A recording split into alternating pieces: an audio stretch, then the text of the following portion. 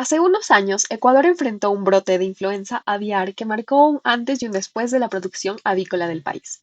Hoy, en el marco de nuestro proyecto IDEM Ecuador, queremos entender qué sucedió realmente, cuáles fueron sus consecuencias y qué enseñanzas dejó para la ciencia y la sociedad. Para ello, contamos con la voz experta del doctor Marcos Cisneros Tamayo, PhD, profesor titular de la Universidad Central del Ecuador, en una entrevista conducida por la ingeniera María José Campaña, biotecnóloga y miembro del equipo de Human Practices de IDEM Ecuador. Acompáñanos a descubrir la historia detrás de la influenza aviar del Ecuador y cómo la biotecnología puede ayudarnos a enfrentar futuros desafíos. Bueno, empezamos con la entrevista. ¿Qué tan grave fue el brote de gripe aviar ocurrido en Ecuador hace 2 años? El impacto que tuvo, más que sanitario, fue mediático, diría yo. Okay. Más que nada por la información que se diseminó, vinculando con todas las noticias que venían del hemisferio norte y de Colombia y de Perú, en donde hablaban de un caso de influenza aviar y el riesgo zoonótico, es decir, que puede afectar a las personas. Eso desencadenó una preocupación en los consumidores, que dejaron de consumir aves y derivados de las aves, sea huevos o carne, y tuvo un impacto comercial bastante serio. El brote, al parecer, no tuvo mayor impacto de diseminación como hubiera sido un caso de influenza aviar de alta patogenicidad, sino se circunscribió a un reporte que lamentablemente no ha habido una publicación científica en donde diga el caso cero está aquí y se hizo de esta manera. Por tanto, más que sanitariamente, que nos alertó a la bioseguridad de la industria, que por ese lado fue algo positivo porque hizo una demanda de mejorar la bioseguridad de la producción avícola en el país, creo que fue un simulacro bastante bueno para la bioseguridad. Y claro, hubo un impacto económico y mediático que sí fue preocupante, hasta que se fueron aclarando las cosas, se fue calmando los casos que se iban declarando hasta no poderse confirmar. Creo que no tuvo más allá que el impacto que hubo en Latinoamérica, bastante similar a lo que hubo en Latinoamérica, sin la mortalidad de aves que hubo en Colombia, en Perú, o peor en México o Estados Unidos. Entonces yo creo que fue una oportunidad para aprender y para saber sobre todo que nuestros sistemas de diagnóstico, de prevención y vigilancia son bastante endebles, son bastante limitados, y ojalá nos deje enseñanza para que podamos mejorar. Muchas gracias. ¿Cuáles fueron los principales retos que creen que enfrentaron los pequeños agricultores? Primero, el desconocimiento. Ya. El desconocimiento y la incertidumbre de que hay una legislación que dice si hay un caso diagnosticado de influenza aviar de alta patogenicidad, se tiene que sacrificar a las aves. Con la preocupación de que tenga un caso positivo y que vengan las autoridades y sacrifiquen sus aves sin ninguna indemnización, sí es una gran preocupación.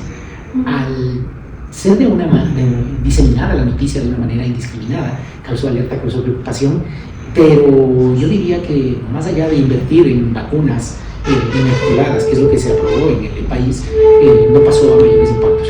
Más bien, eso degeneró en que el costo del huevo al consumidor final aumente, y al aumentar era un mayor ingreso para los agricultores. Entonces parecía que era un boomerang, que al comienzo fue un impacto negativo, pero al final en la suma total fue un impacto positivo, porque el precio del huevo no ha vuelto a bajar desde esa fecha hasta acá. Ok, muy interesante. Ya. ¿Cuáles fueron las estrategias que emplearon en ese entonces los agricultores para combatir, en este caso, la gripe aviar, a pesar, como cierto que usted nos comenta, que no estaba sustentada científicamente?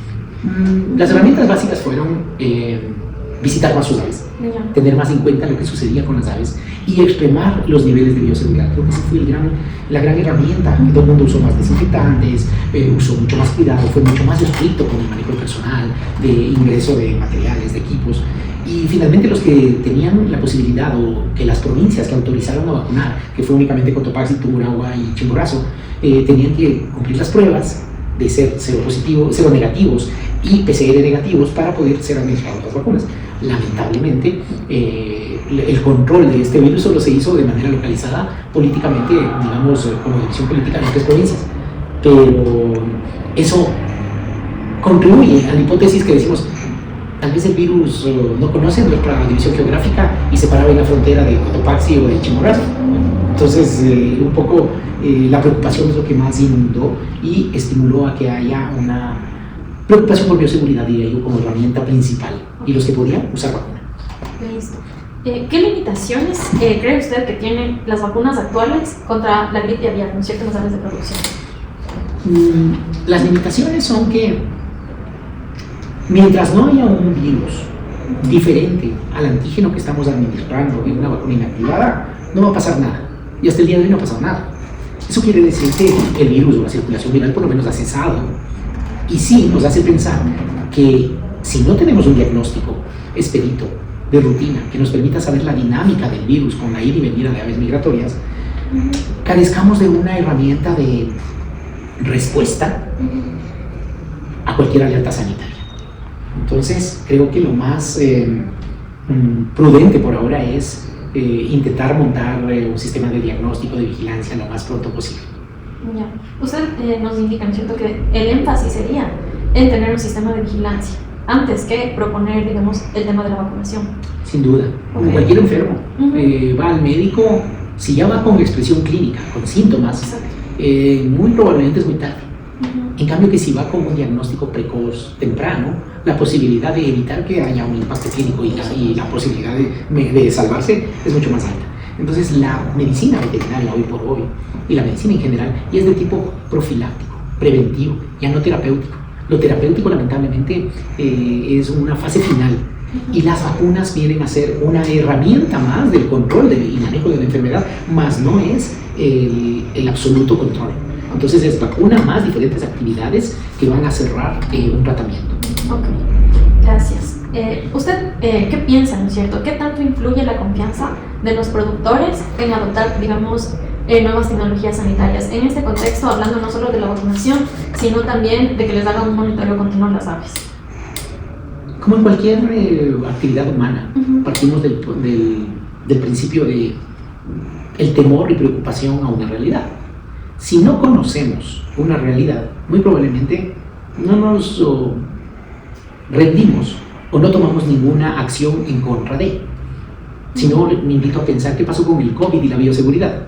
La gente no tenía los hábitos de limpieza y de bioseguridad que teníamos hasta que vino el COVID y teníamos que prácticamente sacarnos todo lo que teníamos que haya tenido contacto con el ambiente externo antes de entrar a casa, los que teníamos que salir a trabajar, y tener un lavado extremo y uso de alcohol desinfectante para eliminar microorganismos.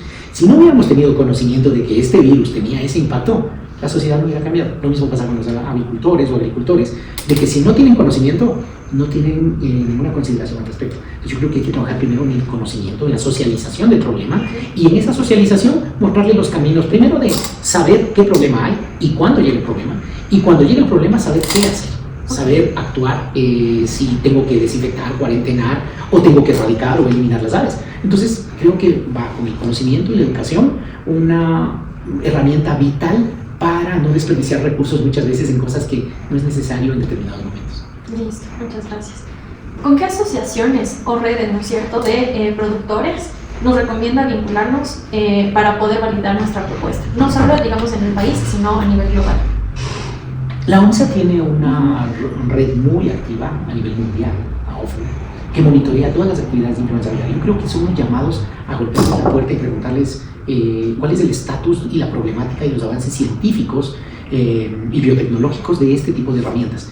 Creo que son los que más llegan a entender la parte científica con la parte legislativa, regulatoria global, que les pueden dar bastante información. De ahí los científicos, que son los que están más cerca de las soluciones novedosas o innovadoras. Por lo demás, los productores como tal no necesariamente son conscientes de la problemática, porque su día a día no es la salud de influenza aviar o contra influenza aviar. Su día a día es la producción. Entonces no son los más especialistas, lamentablemente son las víctimas. Entonces muchas veces la víctima no sabe del problema al que está confrontando.